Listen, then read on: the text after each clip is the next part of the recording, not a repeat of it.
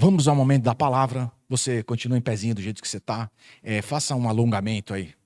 Pode fazer, não, faz mesmo. Estou escutando uns estralos aqui, hein, João? Faça um alongamento aí, dá uma esticada. Vira para o irmão que está do teu lado e fala assim: tempo de renovo. Fala para ele. É tempo de voltar ao treino. Fala para ele. Tempo de voltar ao treino. Tempo de voltar ao treino. Deus tem algo mais a fazer através da tua vida. Deus quer te usar mais do que antes. Amém? Vira para o irmão que está do teu lado e fala assim: que o Senhor fale com você nessa pregação.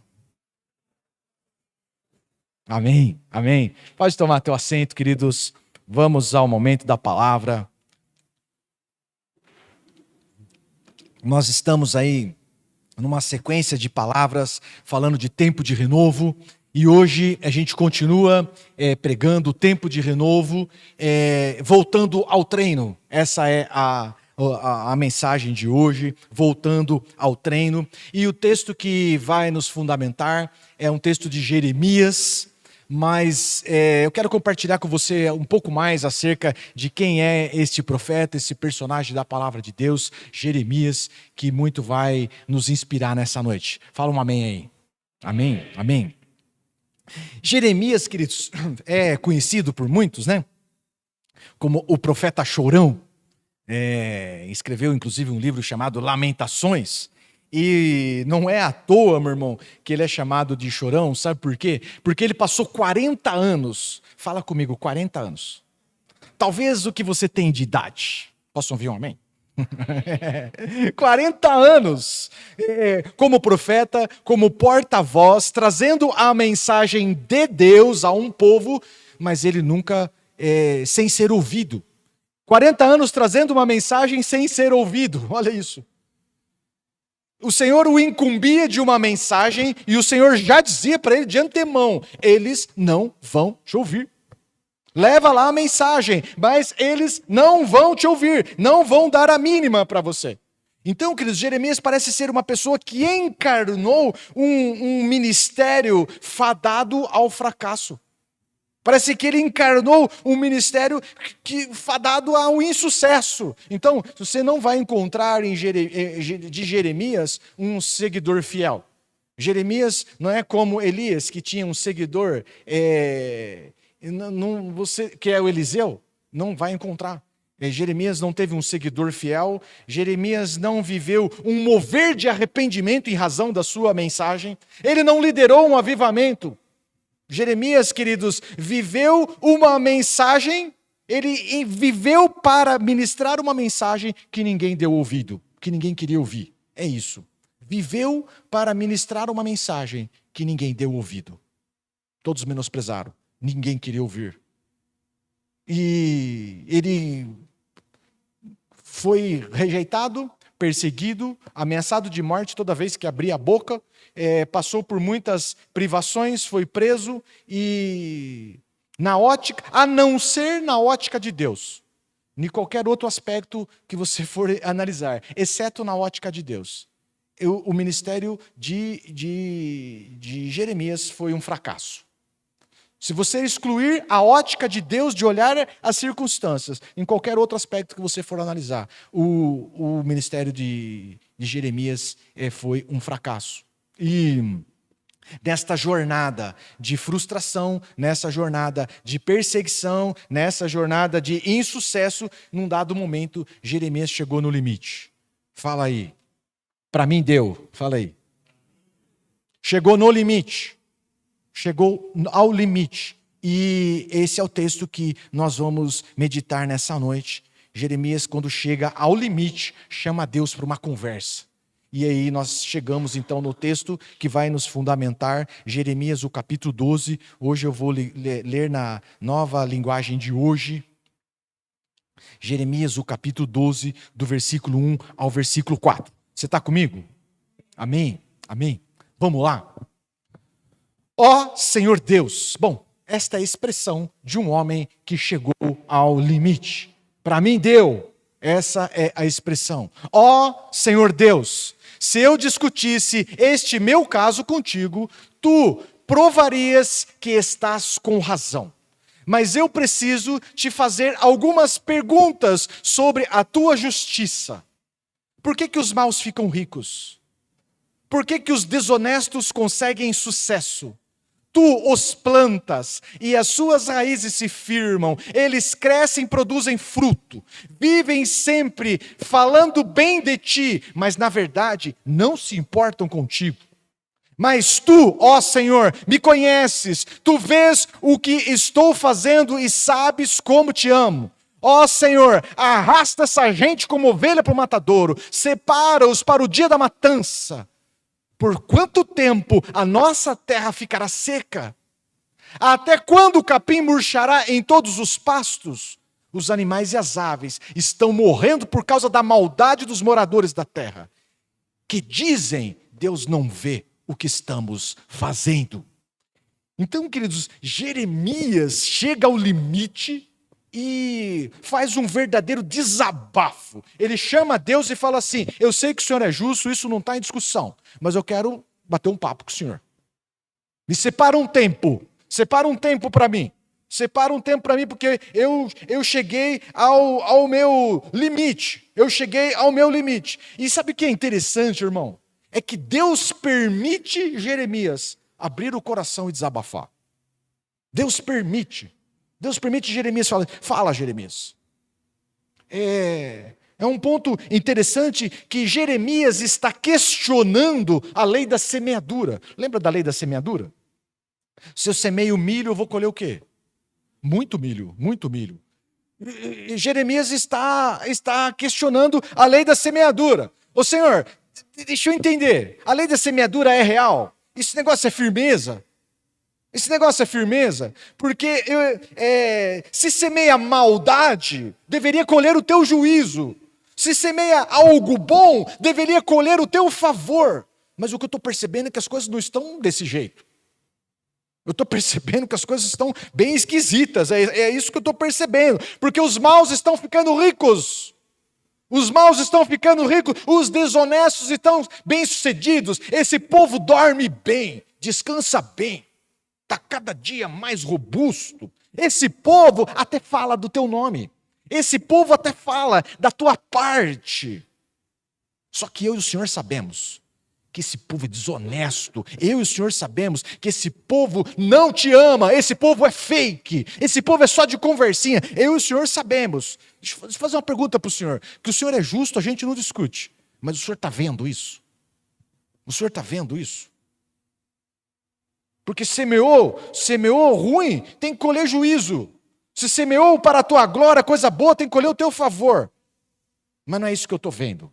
E ele faz um contraponto. Jeremias faz um contraponto. Enquanto esse povo ruim semeia maldade e prospera, o Senhor conhece o meu coração. O Senhor sabe que eu não vivo desse jeito. Ele faz um contraponto, nós lemos aí. O Senhor sabe que eu te amo de verdade. O Senhor conhece o meu coração. O Senhor sabe quem eu sou. O Senhor sabe a serviço de quem eu estou. E veja a minha situação. Estão comigo? Veja a minha situação. O que eu estou colhendo? Insucesso, frustração, decepção, desapontamento, zombaria. É isso que eu estou colhendo. Viu? O Senhor é justo, a gente não discute, mas deu pau. Na lei da semeadura, deu pau. E Jeremias clama pelo juízo de Deus. Ele clama pelo juízo de Deus e falou assim: Senhor, mata esse povo. É isso que ele falou lá. Separa como ovelha e faz uma matança. Mata esse povo, porque até quem não merece está sofrendo. A terra está sofrendo, os animais estão sofrendo, as aves estão sofrendo. E o Senhor, o que faz? Esta é a fala de Jeremias ao Senhor. Então, queridos,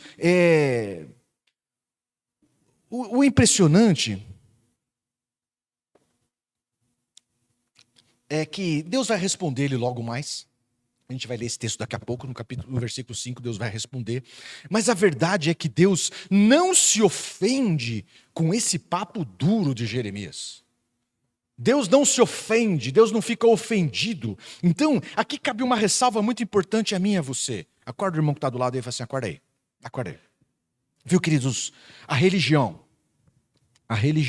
roubou de nós relacionamentos autênticos. A religião roubou de nós conversas profundas, conversas onde a gente abre o nosso coração. A religião roubou de nós e a gente não abre mais o coração com o irmão. Não posso abrir porque o que ele vai pensar de mim? A gente não abre mais o coração com um amigo mais chegado que um irmão. A gente não abre mais o coração. E a gente não recebe cura. Nós não somos ministrados, nós não recebemos auxílio, apoio, ajuda dos irmãos. Por quê? Porque a religião diz que a gente não deve fazer isso. A gente deve sustentar uma fachada de crente bem resolvido. A gente deve sustentar, projetar uma espiritualidade resolvida. Só que às vezes não está tão bem resolvida assim. A religião também diz que não fala assim com Deus, porque Deus vai pesar a mão. Não abre o teu coração com Deus, não pode falar desse jeito com Deus, porque Deus vai pesar a mão, você vai ver, você vai perder tudo. Irmão, esse é um entendimento equivocado da fé, equivocado do evangelho, equivocado de Deus. Isso é um pensamento pequeno em todo e qualquer aspecto. Em todo e qualquer aspecto. Porque, deixa eu te dizer algo. Talvez se você me chamar para uma conversa e falar assim, cara, eu quero ter um papo franco com você e eu vou falar tudo o que eu penso acerca de você. E aí você descasca mesmo, metralha. E ao final eu posso ficar desapontado com você, eu posso ficar aborrecido com você, em razão das minhas fraquezas, em razão das minhas limitações. Eu posso ficar decepcionado com você. Mas eu te garanto que você pode abrir teu coração diante de Deus, que Deus não vai se decepcionar com você. Porque em Deus não há fraqueza. Deus não há fraqueza. Em Deus não há fraqueza. No verdadeiro Deus, Deus não vai te retalhar se você for verdadeiro com Ele. Deus não vai se vingar se você abrir o teu coração com Ele. Na verdade, Ele espera de nós um relacionamento autêntico. Autêntico. Autêntico. A verdade, meu irmão, a verdade é que o Senhor conhece você mais do que você mesmo. Salmo 139, o versículo 4 fala o quê? Olha lá. Antes mesmo que a palavra me chegue à língua, tu já a conheces inteiramente, Senhor. O Senhor esquadrinha o teu coração. O Senhor sabe o que você pensa. O Senhor sabe absolutamente tudo acerca de você. E aqui Jeremias nos dá um ensino de abrirmos o nosso coração para com Deus. Não adianta vivermos uma espiritualidade falsa, escondendo de Deus, escondendo dos irmãos. Precisamos abrir o nosso coração e viver uma espiritualidade autêntica. Coração aberto com o Senhor. Coração aberto com o Senhor. Então, Jeremias continua, após esse seu questionamento, a verdade é que Deus vai responder, Jeremias. Eu preciso te dizer que você pode abrir o teu coração de uma forma muito confortável com o Senhor. Se Ele vai responder ou não, é outra coisa. Se Ele vai dar, e se Ele vai detalhar as respostas e responder cada questão que você apresentou, é outra coisa, porque Ele é soberano. Ele é Senhor. Amém?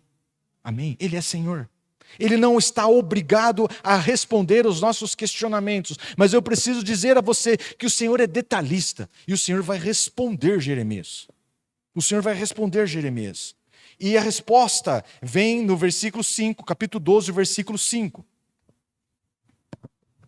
Se você correu com homens e eles o cansaram, como poderá competir com cavalos? Se você tropeça em terreno seguro, o que fará nos matagais junto ao Jordão? Então presta atenção, o Senhor não está respondendo aos questionamentos de Jeremias. O Senhor não foi lá explicar o que está acontecendo com os maus, por que os maus prosperam ou não. O Senhor não está respondendo os detalhes. O Senhor está revelando para Jeremias o plano que Deus tem para a vida de Jeremias. Amém? O Senhor o Senhor não se ateve aos pontos detalhados ali por Jeremias. O Senhor está revelando o plano que Ele tem para a vida de Jeremias. E a resposta a Jeremias é mais ou menos assim. Jeremias, você acha que a tua vida está difícil? Eu preciso te adiantar. Ela vai piorar. Este é o plano, Jeremias. Estão comigo?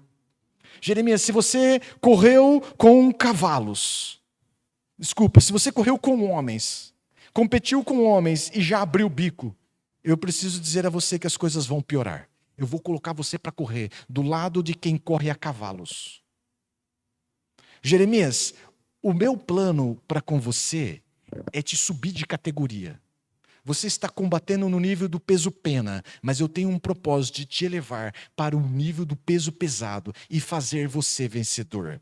Estão comigo? Jeremias, é só um treino, não está valendo ainda, mas eu vou revelar a você o meu plano. Eu estou te preparando para viver o sobrenatural. Jean já foi atleta e ainda continua bem diferenciado. Dá para ganhar de corrida de cavalo? Dá para ganhar? Não? 100 metros, 200 metros, 50 metros? Não dá para ganhar em nenhuma das opções? Talvez. Viu? Ganhar de cavalos. O Senhor está dizendo a Jeremias, eu estou te preparando para viver o sobrenatural. Eu estou te preparando para viver o sobrenatural. Eu estou te preparando para vencer obstáculos bem maiores. Bem maiores. Bem maiores. É esse o meu plano para com você, Jeremias. Esse é o meu plano para a tua vida. Amém, queridos? Amém? Este é o plano. Este é o plano. Ainda não está valendo, Jeremias. Mas eu vou fazer você vencedor. Eu estou te preparando para promover e te colocar para ser vencedor numa categoria de cima. Se você, Jeremias, corre numa pista emborrachada e ainda dá umas tropeçadas, eu estou te preparando para fazer vencedor no cross country. Você vai correr matagal abaixo, pirambeira abaixo e vai ser vencedor. Este é o plano. Fala comigo, este é o plano. Este é o plano. Este é o plano. Este é o plano. Sabe, queridos, o plano do Senhor para nós é nos elevar para um nível de fé cada vez maior.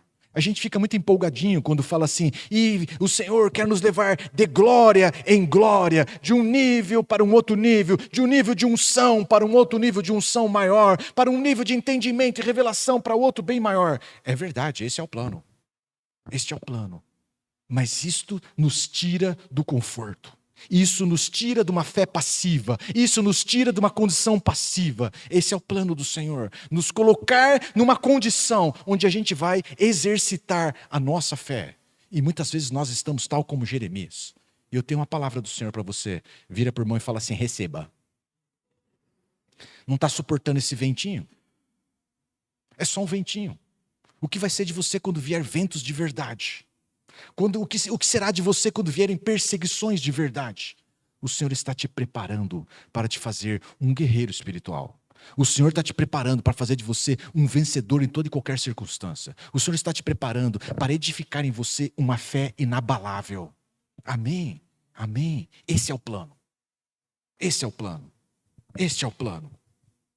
Então, queridos, a mensagem do Senhor a Jeremias é esta. Jeremias enxuga o rosto, engole o choro. É só um treino, ainda não está valendo. Mas o meu propósito é fazer de você um vencedor. Fazer de você um vencedor. Então, Jeremias, está doendo? É assim mesmo. Todo início de treinamento dói, fala a verdade. Eu voltei ao treino. Voltei ao treino físico também, a gente precisa envelhecer bem, né? E eu fui para os primeiros dias na academia, peguei um pesozinho ridículo, porque eu sabia que no outro dia ia ficar dolorido. Eu sabia que no outro dia eu ia ficar tipo bracinho de jacaré, assim, ó. Como é que trabalha, velho, né? Então, à medida em que a gente vai se desenvolvendo, as dores vão passando. Existe um peso lá, um exercício lá que chama supino. Né? Todos vocês conhecem, eu vou dizer para você, eu vou levantar lá um negócio, eu coloco um peso lá, uma merreca do lado de cá e uma merrequinha do lado de lá. E aí vou levantar o negócio, o braço esquerdo não dá conta, dá aquela tremedeira, todo mundo olhando, e depois como é que devolve o peso lá no suporte de novo? Isso foi o começo, agora eu continuo levantando a merrequinha, e agora tá fácil, né? E não demora, eu já vi o professor me olhando de longe assim, né? E eu tô todo empolgado ali, né? Levantando aquele pezinho. Não demora. O que ele vai falar para mim, Jean? Aumenta o peso. Tá fácil. Você veio aqui para crescer. Você veio aqui para evoluir. Aumenta a carga, aumenta o peso. Esse é o plano. Esse é o plano. Esse é o plano de Deus. Esse é o plano de Deus. Então, queridos, uma mensagem boa para você. Suporte o treinamento. Suporte o treinamento. Suporte o treinamento. Está difícil? É difícil mesmo. Essa é a mensagem do Senhor para nós. É difícil, está dolorido. É assim mesmo. Suporte o treino. Porque o Senhor revela, no próprio texto de Jeremias 29:11, o Senhor revela o plano. Olha como é que é. Porque sou eu que conheço os planos que tenho para vocês, diz o Senhor. Planos de fazê-los o quê? Não é te matar, não é te botar em depressão, não é te destruir, é planos de fazê-lo prosperar e não de lhes causar dano, planos de dar-lhe esperança e um futuro. O plano do Senhor, queridos, é que eu e você tenhamos um futuro bom, que nós tenhamos sucesso, que nós tenhamos conquistas, que nós possamos viver debaixo dessa esperança de que Ele está conosco. Esse é o plano de Deus. Esse é o plano de Deus. Mas Ele precisa exorcizar de nós um bebezinho chorão, para que nós venhamos ser o guerreiro que Ele espera. Amém? Amém? Quer saber o plano de Deus para a tua vida? Quantos querem saber? Só você, viu? Então, eu não vou falar, não. Você já assistiu em Jaguariúna, então? O plano de Deus para a sua vida, meu irmão, eu vou revelar para você. É te fazer semelhante a Cristo Jesus em todo e qualquer aspecto. Isso te empolga ou não? Amém? É te fazer semelhante a Cristo Jesus em todo e qualquer aspecto, em caráter, em unção, em bondade, em tudo que você puder imaginar. Esse é o plano do Senhor. O plano dele é ousado. O plano dele é grande. É que nós nos tornemos semelhantes a Cristo em todo e qualquer aspecto. Então, entenda o seguinte, temos aqui um bebezinho chorão, eu e você, com a chupetinha na boca. Mas o plano do Senhor é nos fazer um guerreiro tal como Cristo Jesus. Esse é o propósito de Deus. A estatura do varão perfeito que é Cristo Jesus. Esse é o objetivo de Deus nas nossas vidas. E Ele tem um plano para fazer você sair dessa condição e vir para outra. E esse plano está em ação. Esse plano está em ação. Para nos transformar. Para que eu e você venhamos ganhar. Para que eu e você venhamos crescer. Ganhar musculatura espiritual. E nos tornemos um guerreiro. Esse é o plano que o Senhor está aplicando nas nossas vidas. E sempre foi assim. Sempre foi assim. Não tem um personagem bíblico que você se identifica e gosta dele aí na palavra de Deus. Não tem um que não foi tratado dessa forma. Todo e qualquer personagem bíblico passou por esse esticamento de Deus. Passou por esse apertado para crescer, para tirar do lugar de passividade, para tirar do lugar de moleza, para tirar do lugar de conforto e levar para um lugar onde ele pudesse experimentar a presença de Deus, viver o sobrenatural, exercitar uma fé de verdade. É assim que Deus trabalha. Fala aí, esse é o plano. Esse é o plano. A gente gosta de Davi, não gosta? Alguém tem... temos um filho chamado Davi aqui na igreja, o Dalan, não é? O Samuel quase virou Davi. É que eu tinha tem um primo, né, que chama Davi, então não deu certo. Ia ficar doido Davi, não é? A igreja adora Davi, a gente adora no bom sentido, né? A gente gosta de Davi, a gente ama Davi. Um bom exemplo para nós. Mas eu quero te perguntar, quem que pegou o garoto bonitinho Davi, todo musical Davi, e colocou aos cuidados do endemoniado Saul? Foi Deus ou foi Satanás? Fala aí. Não, fala aí. Foi Deus? Não é possível. Foi Deus, irmão. Foi Deus. Não foi Satanás. Foi Deus que pegou o pobre Davi lá do campo, aquele menininho bom, e colocou do lado do endemoniadão. Foi Deus. Por quê? Porque esse é o plano. Porque Deus queria fazer daquele menininho um guerreiro letal, mortal. Deus queria fazer daquele menininho o quê? O quê? Um rei vencedor. Como é que faz? Esse é o plano. Fala comigo, esse é o plano. Bom, Davi ainda não era rei, agora está lá Saul perseguindo, Saul, o rei mais poderoso da sua época, com o seu exército mais poderoso da sua época, a cabeça de Davi a prêmio, e Davi fugindo. Ficou um negócio tão insustentável que Davi achou que era mais seguro viver no meio dos filisteus do que viver na terra dele. Filisteus é a terra de Golias, lembra disso? Então Davi teve uma ideia brilhante, falou assim, cara, não dá, Saul vai me pegar. Eu vou viver em Gate, na terra de Golias. lá eu acho que eu passo como um anônimo. Eu passo despercebido naquele lugar. É mais seguro lá do que aqui. E ele fugiu para Gate. Só que chegou lá, você conhece essa máxima? Quem apanha nunca esquece? Né? Você lembra quando você arrumava umas tretas e ia para outra rua lá, depois você passava lá e achava que o menino lá tinha esquecido e ele não esqueceu? Lembra disso? Pois é, os caras lá de Gate falaram assim, esse cara não é o Davi? Tá estranhão, tá estragado. Mas esse cara é o Davi. Aqueles que faziam musiquinha, Saul matou milhares, Davi dezenas de milhares. Esse é o cara, não é, João? Esse é o cara. E Davi percebeu. Davi percebeu que estava correndo risco. Sabe o que Davi fez, meu irmão? Fingiu que estava louco. Fala se não é uma boa saída. Ele ficava riscando a porta da cidade. Babando. É assim que diz o texto bíblico, não estou exagerando, não. Fingiu que estava louco e babando. O rei lá da cidade falou assim, pô, mas será que não falta louco aqui? Agora tem mais um? É assim, Davi conseguiu dar uma segurada no ímpeto e fugiu para a caverna de Adulão. Fala aí, esse é o plano. Difícil, mas esse é o plano que nos tira da passividade, que nos tira do conforto, que nos tira da cadeirinha, que nos tira da condição de ficar um ouvinte, consumidor, nos tira desse lugar, cara, e nos leva ao plano de Deus, lá na caverna de Adulão. Ele está lá agora escondido, começa a chegar gente, só gente boa. Chega os quebrados, os endividados, os marginalizados, os magoados, os amargurados, chega todo mundo lá e fala assim, ei, Davi, é nós. Sabe, queridos, lá nessa caverna de Adulão, lá com esse povo estranho e esquisito, ali Deus usou Davi para formar um exército que mais tarde deu sustentação ao reinado de Davi. Dali surgiram os valentes de Davi. Amém? Esse é o plano. Esse é o plano. Esse é o plano que muitas vezes eu e você ficamos choramingando e relutando em viver. Esse é o plano. Esse é o plano que Jeremias está querendo cair fora. Nós estamos no capítulo 12, né? Se guardarmos, vamos ser generosos. Imagine você que a gente guarde a proporcionalidade do tempo. O texto de Jeremias, o livro de Jeremias tem 52 capítulos.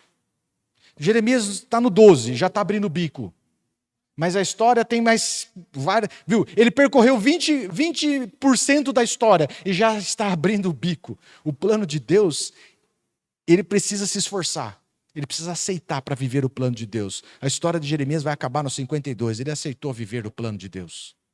Então, tem um outro personagem muito queridinho nosso, José. Lembra José? O filhinho mimado de Jacó? O rapaz que vivia com umas roupinhas estilosas, antenado na moda, todo bonitão. O sonhador, que sonhava que a família toda ia servi-lo. Lembra disso, José? Pois é. Como é que faz para exorcizar um mimadão e fazer com que esse cara venha a ser alguém relevante? Então, numa frase só, veja quanta coisa ruim numa frase só vai acontecer com esse cara. Bom, primeiro foi traído pelos seus irmãos, jogado numa cova, dado como morto. Resolveram, assim, não, vamos ganhar uma grana com ele, que desperdício. Olha só, vamos vender como escravo. Agora ele é escravo. Chega lá na casa de Potifar, por ser fiel, ele acaba injustiçado e acaba preso. E depois de preso, esquecido na cadeia. Estão comigo? Tá bom, tá fácil? Não, mas esse é o plano. Porque o plano era exorcizar daquele rapaz, um bebê chorão, um mimado, e fazer dele um governador no Egito. Fazer dele mais do que um governador, fazer dele um provedor de sustento para uma família aliançada com Deus, que era a família de Abraão, de Isaac e de Jacó, o pai de José. Estão comigo? Esse é o plano, meu irmão. Está desanimado? Esse é o plano. Esse é o plano de Deus. Esse é o plano de Deus. Davi virou rei, ilustre. José virou governador, mas Jeremias é só um Jeremias, não é ninguém. Não é ninguém. O Jeremias não virou ninguém. Jeremias, queridos, deixa um legado para mim e para você. E isso é muito importante. O legado de Jeremias. São 3 itens e eu faço questão que você se atente a isso. Qual é o legado desse personagem? que não foi um fenômeno, que não liderou um avivamento, que não liderou, não foi, na ótica humana foi um fracasso. Qual é o legado de Jeremias para mim e para você? Sensível à voz de Deus, sensível à voz de Deus, em meio ao caos emocional. Estão comigo? Em meio à frustração, em meio às dores, em meio à perseguição, em meio à decepção, ele foi sensível à voz de Deus. Em meio desse caos, a voz que falou mais alto e dirigiu a vida dele, não foi a do coração dele, foi a voz de Deus. E aqui tem um ensino precioso para nós, meu irmão. Sabe por quê? Porque quando as coisas saem dos trilhos, quando a gente acha que as coisas não estão caminhando do jeito que a gente espera, a voz que começa a falar alto no nosso coração é a voz do nosso coração e não a de Deus. E a gente começa a se rebelar ao plano.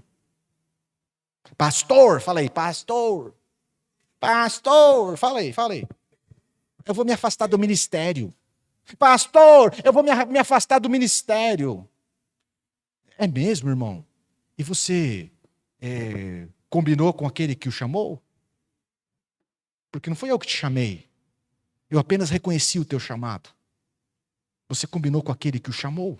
Está tudo alinhado com ele? Você está autorizado por ele? Ou você está neste caos ouvindo a voz do teu coração?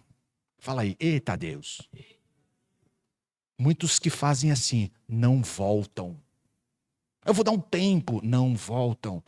Por quê? Porque está se rebelando ao plano que vai nos tirar de uma pequenez e nos levar para um lugar maior. Muitos crentes não crescem, irmãos. Muitos crentes dos nossos dias não crescem porque se rebelam ao plano que está produzindo nele musculatura espiritual. Se rebelam ao plano de Deus que o está edificando e o crescendo, se rebelam, dando ouvido às suas dores, às suas decepções, ao seu coração. Jeremias não foi assim. Primeiro legado. O segundo legado de Jeremias foi uma obediência extrema. Eu coloquei lá, obediência persistente. Uma obediência que mesmo diante do insucesso, esperava colher algo e não colheu. Mesmo diante do insucesso, ele não deixou de fazer aquilo que Deus mandou fazer. O cara era teimoso mesmo. Pode chamar de chorão, mas que era teimoso era. Não está dando certo, Jeremias? Para. Não tem problema. Eu sei quem me chamou. Eu sei quem me comissionou. Estão me ouvindo, queridos? Porque hoje em dia a gente não vive esse negócio, não. Isso aqui é muito desafiador para nós.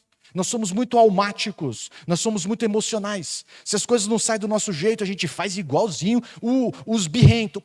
Não gostei. É assim que é. Uma obediência, uma persistência sem igual, fidelidade à palavra, não adoçou a palavra, não deu uma ajeitada na palavra para ser aceito. Imagine Deus falando assim, vai lá e entrega essa profecia, eles não vão aceitar. Ele fala assim, não faz sentido, Deus, eu ir até lá, falar uma palavra que eles não vão aceitar, deixa comigo, eu vou dar uma ajeitada nela, eu vou dar uma adoçada, aí eles vão aceitar. O senhor fica tranquilo que eu vou dar uma penteada nela e eles vão ficar todos felizes, chorando e agradecendo o teu nome. Ele não fez isso. Ele foi fiel. Não negociou a mensagem para ser aceito. Não negociou a mensagem. Então, queridos, é assim, em qualquer aspecto que você analise, seja nos aspectos da sociedade, ou às vezes até mesmo nos aspectos da igreja. O ministério de Jeremias foi um fracasso por completo.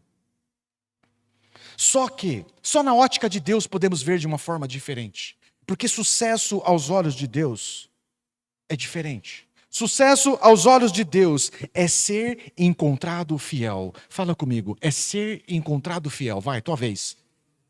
Esse é o sucesso segundo Deus. É ser encontrado fiel naquilo que Ele o comissionou. O sucesso segundo Deus não é o sucesso segundo o mundo. O sucesso segundo Deus é ser encontrado fiel naquilo que Ele nos comissionou. É aceitar o plano de Deus para as nossas vidas. É viver o plano de Deus. É dizer sim para o plano de Deus. Independente se vai dar certo, se não vai dar certo. Isso não é a minha incumbência. O que me compete é ser fiel àquele que me chamou e me comissionou. Um texto bíblico 1 Coríntios, o capítulo 4, versículo 2, diz exatamente isso. Ora, além disso, o que se requer desses encarregados, desses pregadores, desses ministros, desses adoradores, desses pastores, desses irmãos em Cristo Jesus, o que se requer destes é que cada um deles sejam o quê? Fala firme, encontrado fiel. Encontrado fiel. Eu preciso perguntar para você, meu irmão, o Senhor te encontra fiel hoje? O Senhor precisa nos encontrar fiel, obedientes, persistentes, constantes naquilo que Ele nos comissionou, naquilo que Ele nos chamou, naquilo que Ele nos entregou. Deus tem te encontrado fiel? Fala aí. O que Deus entregou na tua mão, o que Deus confiou a você, Ele precisa nos encontrar fiel. Então, a mensagem motivacional de Deus a Jeremias é ótima e serve para mim e para você. Amém? Amém? Amém? A mensagem motivacional de Deus para Jeremias é o seguinte: engole o choro. Engole o choro. Engole o choro.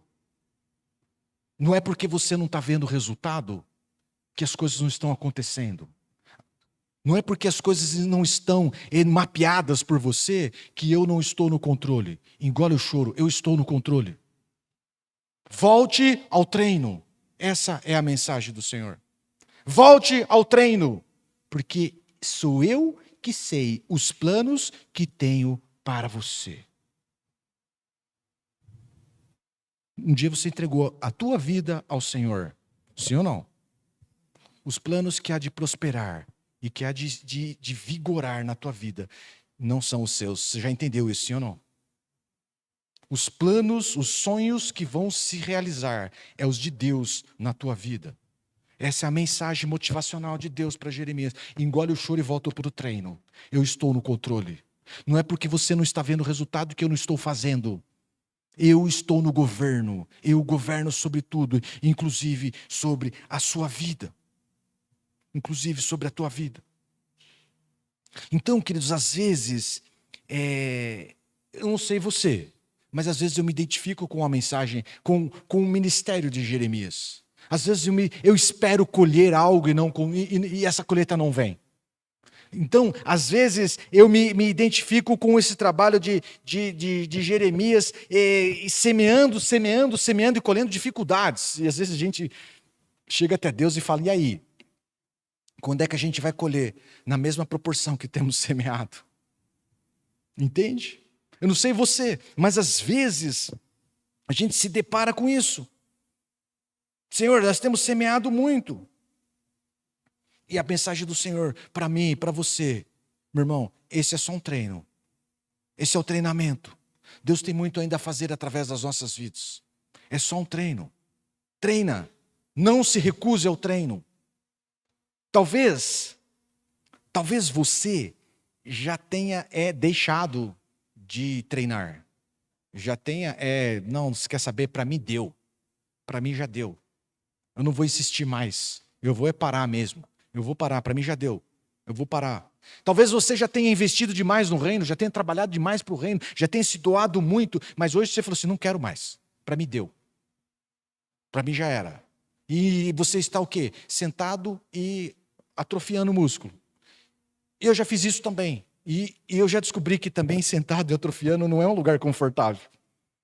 Dá um comichão assim, a gente fica desesperado. A gente fica... A mensagem do Senhor é o seguinte, você não engana ninguém. Fala para o irmão que está do teu lado aí, você não engana ninguém. Você não engana ninguém. É visível o teu preparo. É visível o teu preparo. É visível que você tem um chamado. É visível que Deus confiou algo na tua vida. É visível. É visível. Viu? As cicatrizes que você carrega das guerras passadas denuncia que você não é um florzinha de Jesus. Que você é um guerreiro. As cicatrizes que você carrega, como é que sobreviveu essa facada aí? Como é que sobreviveu essa pedrada? Como é que sobreviveu essa traição? Como é que sobreviveu essa decepção? É certo que você não é que você sabe quem serve. Volta pro treino rápido, porque o Senhor tem mais a fazer através da tua vida. O Senhor não nos chamou para um lugar parado. O Senhor não nos chamou para uma mesmice. O Senhor não nos chamou para uma rotina. O Senhor nos chamou para um relacionamento íntimo e constante, onde Ele está nos levando de um lugar para outro todos os dias e toda hora, o tempo todo. De glória em glória, como os crentes costumam dizer. De um treino para um outro treino, cada vez mais pesado. Até que eu e você ganhemos a envergadura, a estatura do varão perfeito que é Cristo Jesus. Até que o seu caráter, o meu caráter, seja transformado. Até que a glória de Deus resplandeça sobre nós, tal como esteve sobre Cristo Jesus. Só os crentes se empolgam nessa hora. A palavra é motivacional. Engole o choro e volta para o treino, porque Deus quer te usar mais do que usou antes. Amém? Amém? Vamos nos colocar em pé. Volta para o treino, irmão. Volta para a comunhão dos santos. Volta a orar. Volta a meditar na palavra. Volta a sonhar os sonhos de Deus. Volta a viver os planos de Deus. Volta a se exercitar. Volta, porque Deus quer nos promover a um nível espiritual mais alto e mais elevado. Esse é o plano, este é o plano. O Senhor não nos chamou para viver uma mesmice espiritual, para viver uma mornidão. Não, Ele nos chamou para viver num nível cada vez mais excelente com Ele. Amém? Amém? Vamos orar? Vamos orar? Eu preciso dizer algo para você, irmão. Eu preciso dizer algo a você.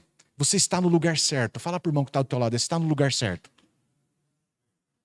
Você está no lugar certo. Sabe por quê? Porque ninguém desta igreja, ninguém que sentou nestas cadeiras, preste atenção nisso, ninguém que foi membro desta igreja, ninguém que sentou nessas cadeiras, vai poder chegar diante de Deus e falar assim: eu não pude fazer nada relevante, eu não pude executar os meus dons, exercer os meus dons, os meus talentos, porque ninguém botava fé em mim. Porque ninguém acreditou em mim, porque ninguém me treinou, porque ninguém me incentivou, porque ninguém me capacitou. Você não vai poder dizer. Porque o Senhor me ungiu.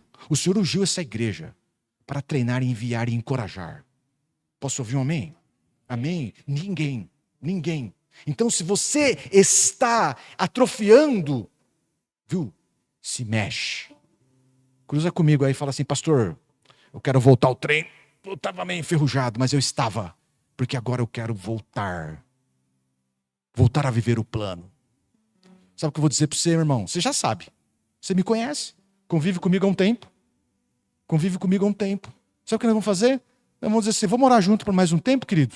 Para eu entender o que Deus está fazendo na tua vida. Porque eu quero ser aquele que vai empurrar você rumo ao plano de Deus. Está no lugar certo. Volta ao treino. Porque Deus quer te usar mais do que antes. Engole o choro. Aceita o treinamento.